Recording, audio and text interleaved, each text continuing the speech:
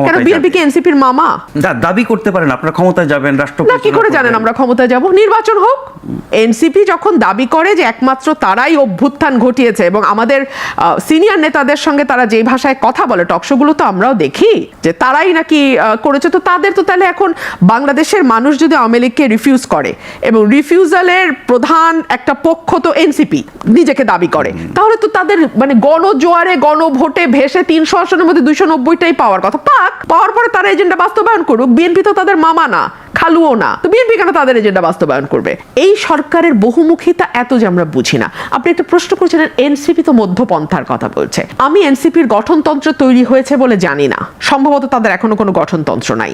তারা ঠিক কোন আদর্শের উপর ভিত্তি করে রাজনীতি করতে যাচ্ছে সেটাও কিন্তু আমরা জানি না। আমরা তাদের রাজনীতিটা পুরোটাই দেখেছি আওয়ামী লীগ কেন্দ্রিক। আওয়ামী লীগকে ব্যান করো, আওয়ামী লীগের মানে সব পুরোটাই আওয়ামী লীগ কেন্দ্রিক। এর বাইরে তারা মানুষকে কি দেবে, তারা কি ডেলিভার করবে আমরা জানি না। তাদের দুটো দাবি, একটা হচ্ছে আওয়ামী লীগ নিষিদ্ধ করো, আরেকটা হচ্ছে বিএনপি কে দিয়ে সব সংস্কার, মানে বিএনপি যাতে তারা যা বলবে মামাবাড়ির যত আবদার আছে বিএনপি সবগুলোর সাথে তাল মিলিয়ে যাবে। এই হচ্ছে তাদের দুটো, মানে এখন পর্যন্ত মেইনলি তাদের এই দুটো জিনিস আমি দেখছি। তো এই দুটো আবদারের মধ্যে তাদের গঠনতন্ত্র কি, আদর্শ কি, তারা কি করতে চায়, তারা মানুষকে কি দেবে, তারা যদি আগামীতে রাষ্ট্র ক্ষমতা আসে। দেখুন নাজমুল ভাই, প্রতিটা দল কিন্তু নির্বাচনে যায় জিতবার জন্য, হারবার জন্য কোনো দল নির্বাচনে যায় না। সুতরাং প্রতিটি দলের একটা প্ল্যান থাকতে হবে যে আমরা ক্ষমতায় গেলে কি করব।